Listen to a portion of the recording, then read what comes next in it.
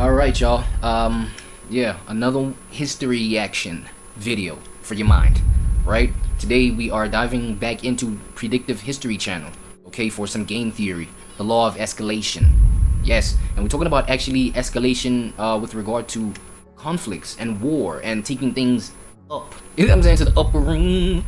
You know what I mean? When it comes to just beef, conflicts, we are covering the WW3, okay, World War that's going on currently in 2026, and I'm only saying 2026 because I'm only covering it right now, and that's present day, right? So, but it will be of historical significance. You know what I mean? So, I gotta get to it, gotta cover it sometime, somehow.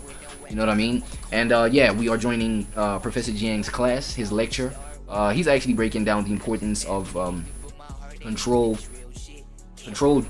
escalation over dominance escalation. I don't know what any of that is about, but I like this angle because it may reveal to us something to learn that's beyond more than just like killing one another. You know what I'm saying?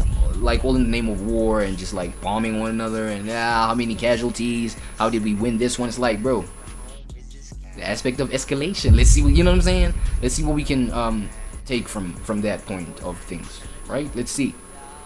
Senator got it under my home is disguised. Still I to argue when niggas you pay no man. Heard me pack on you boys, I ain't telling no lie.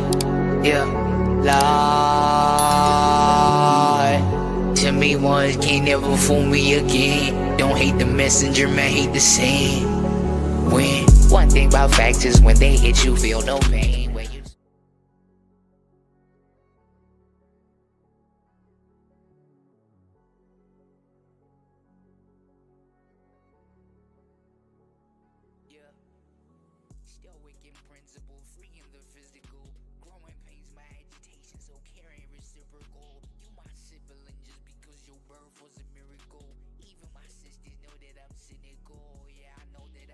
Oh my god, finally.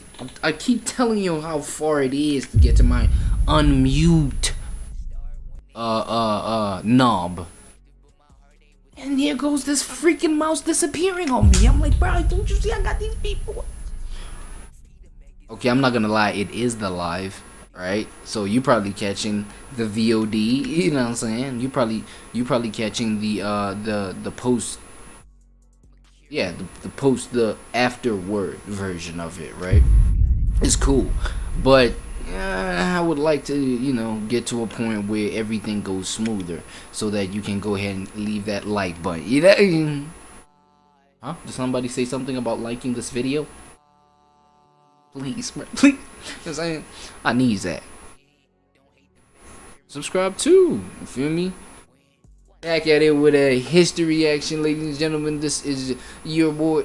Yo, to think about the fact that I've never like had a formal intro to my stuff.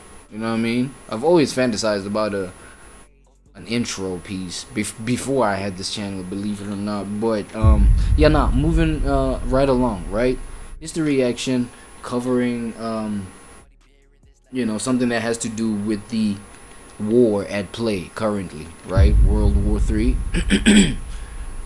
So we are looking at the law of escalation. You know what I mean? Looking at this war. So Professor Jiang is gonna be breaking that down. Hopefully, you know what I'm saying, it's informative enough for you to sit through this whole thing. But you're welcome to leave. You know what I'm saying? U.S.-Iran war. Hold on. We continue our analysis of the U.S.-Iran war. Dope.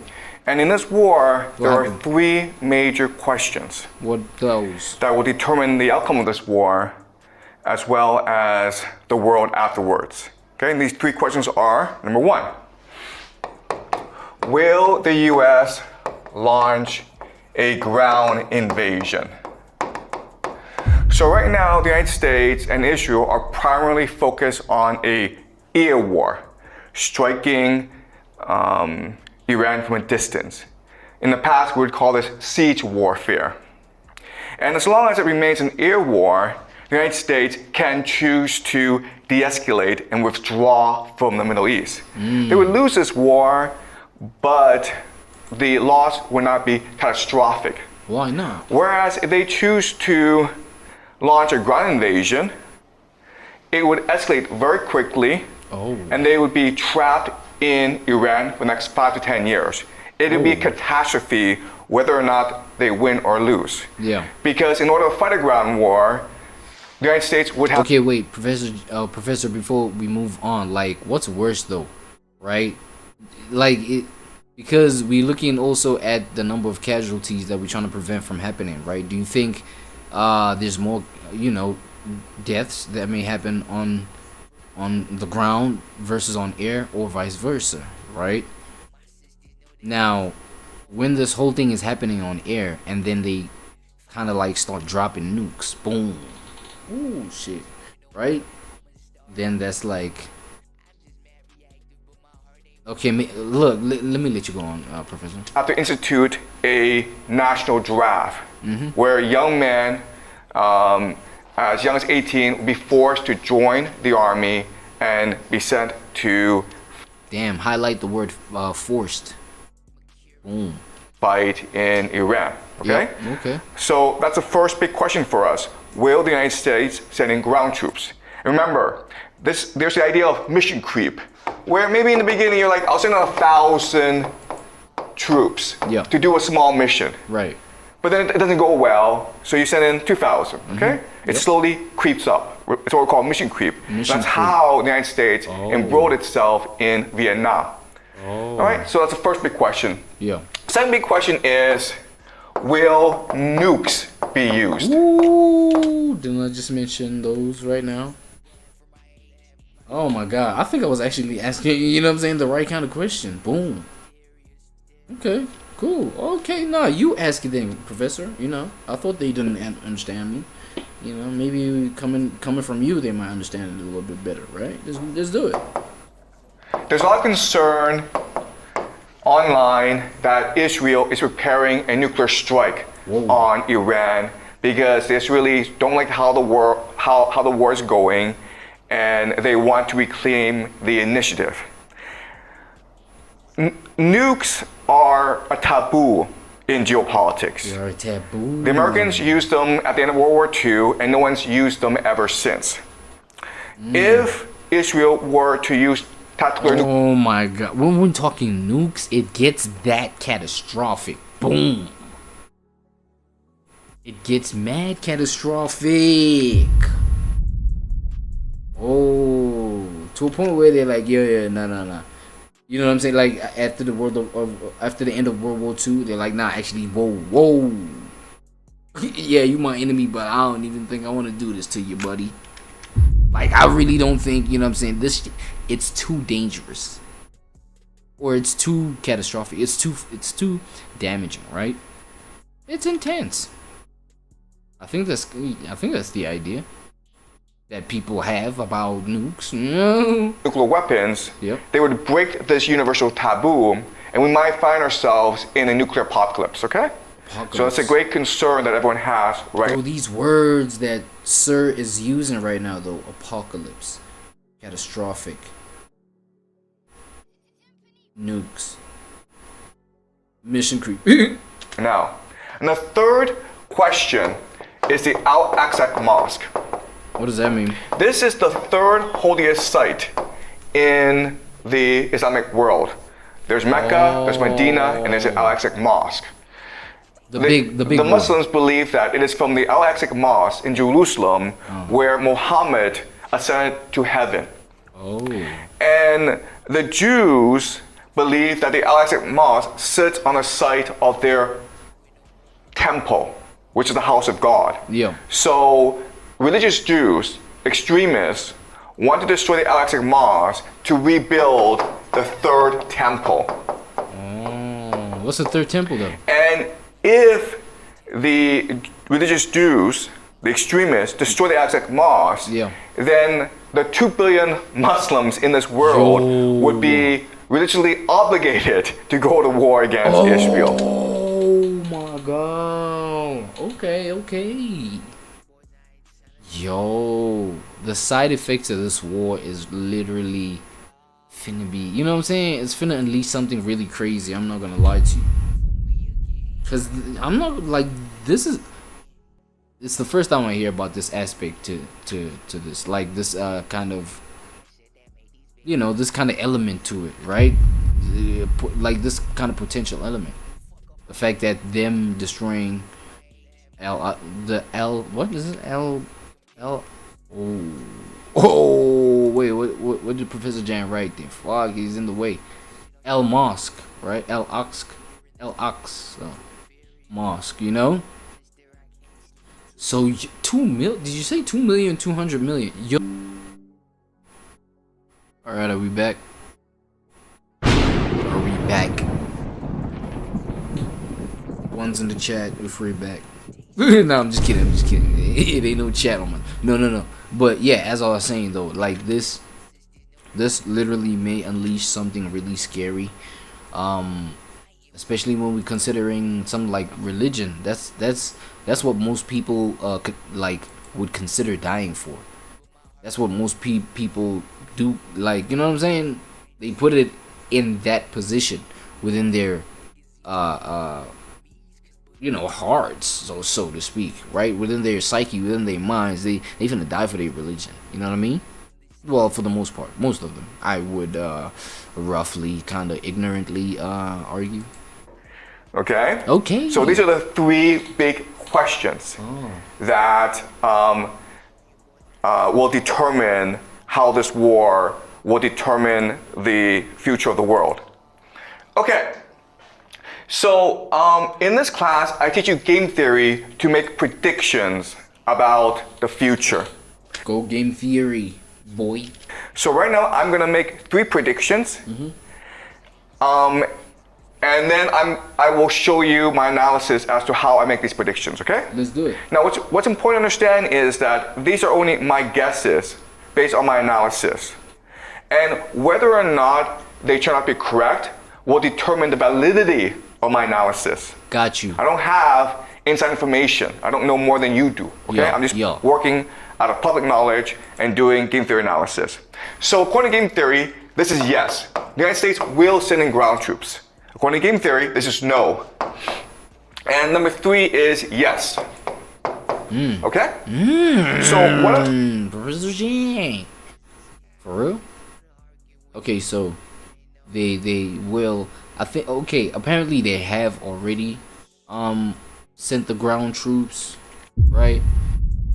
So you were right on that one, and I think they. Wait. Let me actually just make sure. You know what I'm saying? Y'all know me, man. I got to make sure. Hold on, just give me a second. Give me a second. I gotta reach y'all. Doing all this on one screen. You know what I'm saying? Okay. Okay. What do I type? What do I type?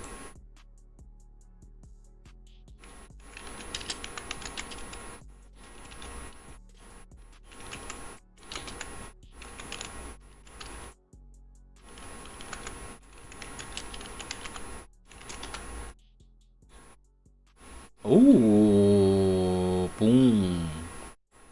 Okay, so they have sent the ground troops. I've only heard this from a colleague, right?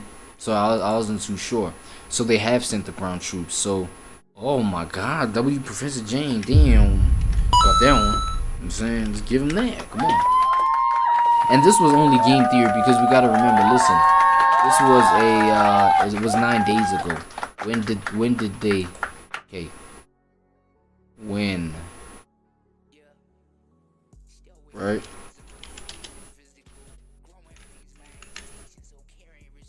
Oh my God, that yet, dog. Fuck it, I don't care. The U.S. sent ground troops in various conflicts, including Operation. No, man. No. Okay. Let's be specific, bro. Don't be lazy. Let's be specific, right? To Iran. Yo, wait.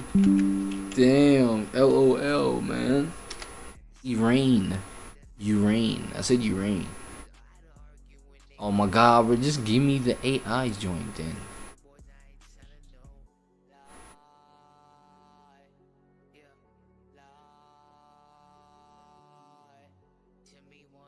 Okay.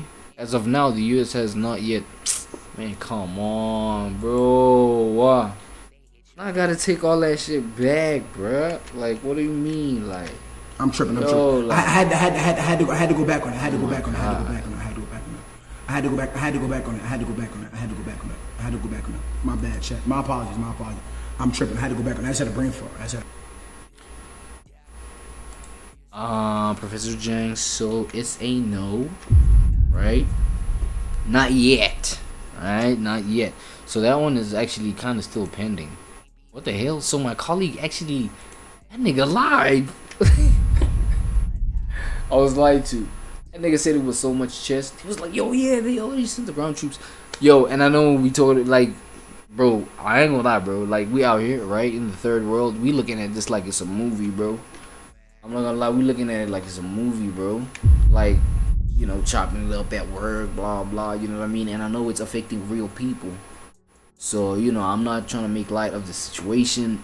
It is what it is, though. Like, people, like, all of us are affected by this. I mean, we were actually also, you know, breaking down the aspect of, you know, what it, like, the resources that are affecting us. And I'm like, bro, we in South Africa, nigga. You feel what I mean?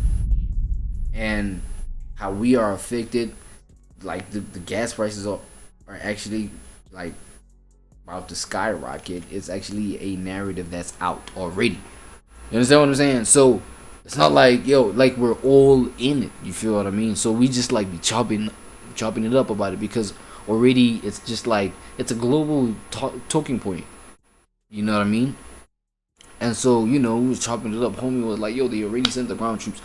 I guess even, you know, we have to, you know, have consideration for fake news. Woo!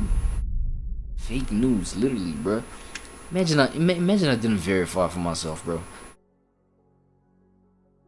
Inside Iran, though, planning and discussion continue for potential strategic missions. Okay, so they're planning and strategizing on it and stuff like that. So, okay, Professor Jang, no on the first one, okay. I'm going to do is spend the next two classes explaining to you my game theory analysis as to how I come to these conclusions. Now let's do it. And we can watch how world events unfold. Yep. Now I want you to understand something, which is that for my theory to be valid, Yep. for my analysis to be valid, I have to be correct on all three. Okay? Oh. If I miss one, then all my theory is wrong. Oh my god. Okay. I ain't gonna lie, this is awkward though.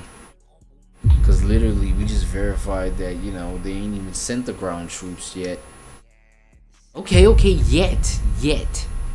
Right? Yet. It might still happen. I don't know. I don't know like what day we are since the thing started, since the whole conflict started.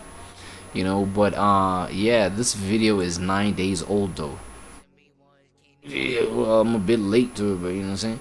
It's 9 days old, and by the time it reaches y'all though, it's finna be a couple more days older than that. I'm not gonna lie. So okay, yet. You're not right yet. But we still here though. Let's hear it. We here for I know the there's a lot lesson. of concern from around the world that nukes will be used. And I am 100% confident that They nukes won't? will not be used at this time in this war. And if I'm wrong, I apologize to the world, okay? Okay. But at the same time, I ain't gonna lie, forgiven. Oh, I ain't gonna lie, forgiven. You already was wrong. we'll all be dead anyway, so it doesn't really matter. Oh, right? no. Okay. All right. So let me explain my analysis, okay? So remember, today what I'm going to do is do number 1 and number 2, explain to you why Israel will not use nuclear weapons and why there will be a ground invasion. Yep. And then next class, I'll explain number 3 to you, okay? Okay. That's a plan for this week. All right, let's do it. All right. So to understand what's going on, I need to teach some basic geopolitical theory, okay? I need to teach. So in military affairs, in geopolitics, Yep. there's a concept called escalation ladder. Escalation ladder. Escalation ladder. Okay. Okay. Now, I ain't gonna lie, we are geopolitics students today, ladies and gentlemen. lo and behold, escalation ladder. And the dominant theory is that whoever has escalation dominance has the most advantage. Okay, so what this means is, let's just say you and I get in a fight, okay? Yeah. I have a knife, you have a gun. Well, gun is more dominant than a knife. Oh, okay. Therefore, you have a greater advantage over me, and therefore. Yeah, because you know the gun, you know, can get like I can have you reach your demise way quicker than you can have me reach mine, before you can even defend yourself. And yeah, nah, for real, I get you. You should win. In theory, okay? Okay. And applied to this war in the Middle East, Israel and the United States have escalation dominance because they have nuclear weapons, and Iran doesn't. Therefore, the United States and Israel have a huge advantage over Iran. Yeah. Okay? But what I will show you today is that this theory is incorrect. It actually doesn't work that way. Right? So let's start off with a very simple. And I'm guessing, right, why it doesn't work that way is because of the law of, what was it again? Asymmetry. Law of asymmetry, right? The underdog always, you know, that chip on the underdog's shoulder always has the underdog, you know, putting that work in, working overtime, you know what I'm saying? Even on the off seasons, putting that work. You might think, nah, they the underdog, they'll remain inferior, you know what I'm saying? While I remain the big boy, flexing my big ass muscle, you know what I'm saying? Slanging my slong around, swinging my slong around, you know what I'm saying? Showing that sack. Like, you know what I'm saying? Getting that on the table. I'm the big boy. You feel me? And then you out here, you know what I'm saying? It's all about the capital, the flashiness, the material. You know what I'm saying? While the underdog is like grinding hard at work, putting those extra hours, you know what I'm saying? Like Dompo, you know what I mean? Kicking that concrete pillar, you know what I'm saying? With his bare foot, you know what I mean? Bare bone on the thing. Trying to strengthen the thing, you know what I'm saying? That guy looked like he was purposefully breaking his leg, but you know, going crazy in the dark, bro, sweating and everything, bro. You know what I'm saying? Some, I don't know, death metal music in the background, playing in slow-mo. Half-time, right? Not even half-time, like in 0.87 time pace. My bad. Example. Let's just say that two people get into a fight, okay? Yep. A and B. And how the escalation ladder will work is that maybe A and B run into each other, okay? And then A says, hey man, say sorry. And then B's like, it's not my fault, you say sorry, okay? So there's a conflict. And it's usually a very small conflict. No one knows why, and no one knows who's at fault, okay? So It's battle of the egos, bruh. Oh shit. they start. It's the bigger guy, obviously. That's who wins. You know what I'm saying? Because not all men are created equally at the same time. So it's like, I would argue if you're a smart guy, like you would choose your battle wisely. If you're a short king, you go ahead, keep it moving. Nah, I'm not gonna lie. You know what I'm saying? Keep it moving. And if you're like a shorter guy, like kind of petite, you know what I'm saying? And then your opponent, your op, or the next guy is literally the opposite of all of that, right? Cursing each other. Okay, so the first step is a conflict. Second step is they start cursing each other, right? Okay. Screw you, buddy. Screw you, asshole. And then they might start pushing each other, right? Shouldering each other. Push. Shoving each other. And then they hit each other, okay? Kissing. Punch. No, my fault. I don't know why that was funny. And there was that was actually the L joke, dirty joke. My fault. And then they start the fight. And then one pulls out a knife, and the other pulls out a gun. Oh no. Right? And then B shoots dead. Hey, fight over, right? Oh, escalation. Okay. So that's the escalation ladder. So there are certain things that we need to keep in mind about this example. First of all, the fight is not contained in itself, okay? What you mean? You cannot perceive this game as just one between A and B, who's physically stronger. Oh. There are other players involved as well. Okay, so for example, there are when there's like girls in the room, niggas wanna go crazy and show A and B, who's physically stronger. A and B, who's physically stronger. There are other players involved as well. Okay, so for example, there are spectators or friends. There's a crowd watching you, okay?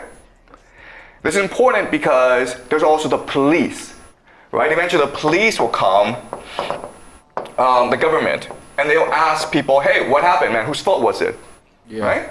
Yeah, exactly. And also, for people who are religious, there's also God, right? Whoa, okay. If you die, you have to go up to God, heaven, and God's gonna ask you, hey man, how did you die? What? So you have to explain how you died. All right?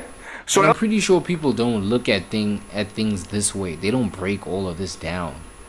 You know, I mean, it's unfortunate to admit, but the fact that, you know, the human brain is not, it has developed itself in many ways, but not in a way where it breaks things down like this. Just, you know, just regularly, just conventionally, just, you know what I'm saying?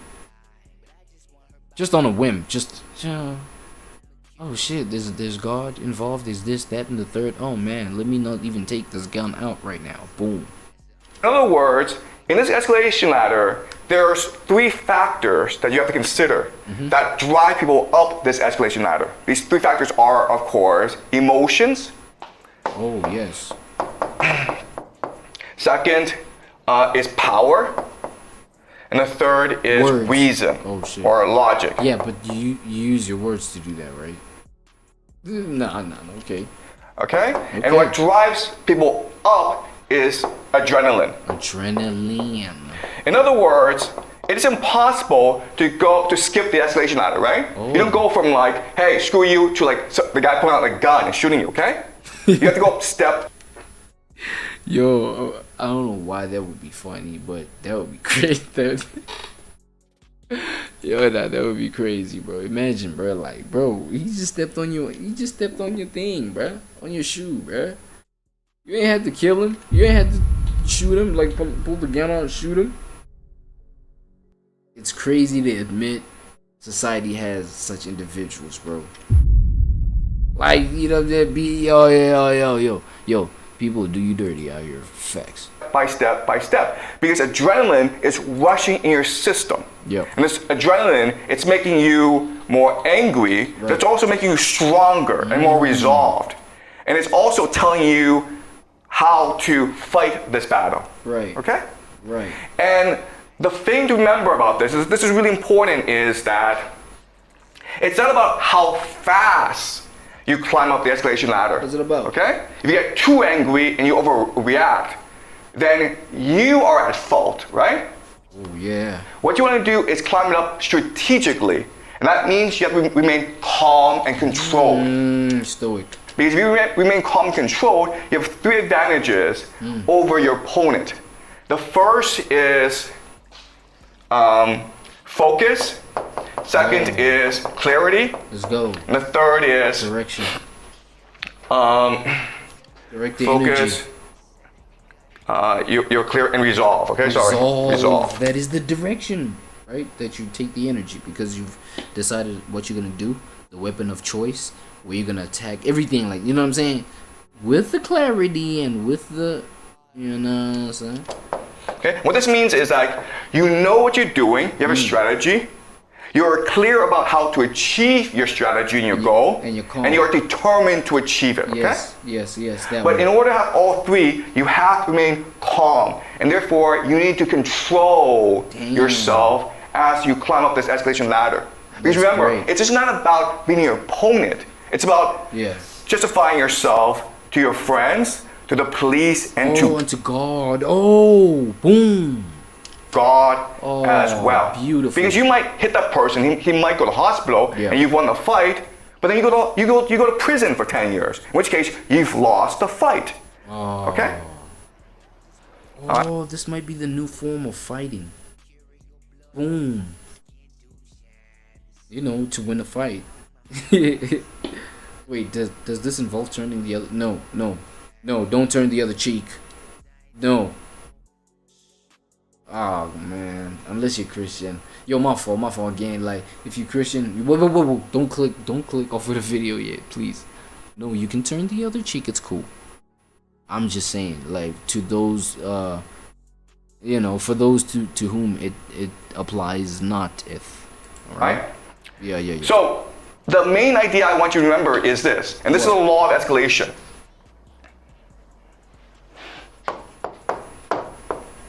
And this is a very important idea in my game theory model. Talk to me. Control is more important than dominance. Okay? Control is more important than dominance. Beautiful. Why? Because control is the idea of calibration. Yes. Calibration means that you time or you structure or you strategize your response in a way that helps you achieve your strategic objective. Okay, you're not just throwing punches, you're throwing a punch in a certain way that allows you to defend yourself. So I think the lesson here is like, yo, even though you don't throw a punch, there's a way to throw a punch. Even though you don't throw a physical punch, there's a way to make a strike that you know that you put out be felt. I think I like this, bro. You know what I'm saying? And I think this is also a lesson to the Stoics out there, right? You know what I'm saying? You know what I mean? I don't know. Any Stoics in the building? That strikes fear in the opponent and also allows you to seem as the good guy among spectators. Okay? And then when the police come, you can justify why you threw that punch in a certain way to the police so that you don't go to jail. Okay? Alright, so another way of saying this is that calibration is ultimately about strategic flexibility. Strategic flexibility. Beautiful. And the idea of strategic flexibility is, in a fight, the person who has the most options, the person who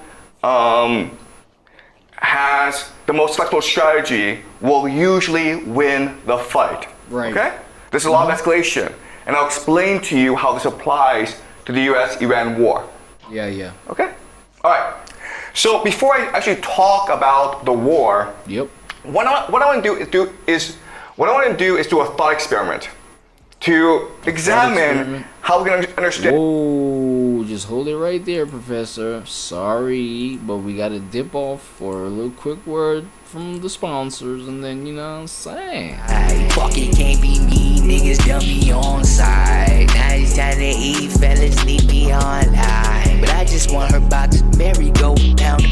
Ain't mercurial blood vessels, my skin do shine. The son of the god of thunder, my home is the sky. So I don't argue with niggas, you pay no man. Heard me pack on you boys, I ain't telling no.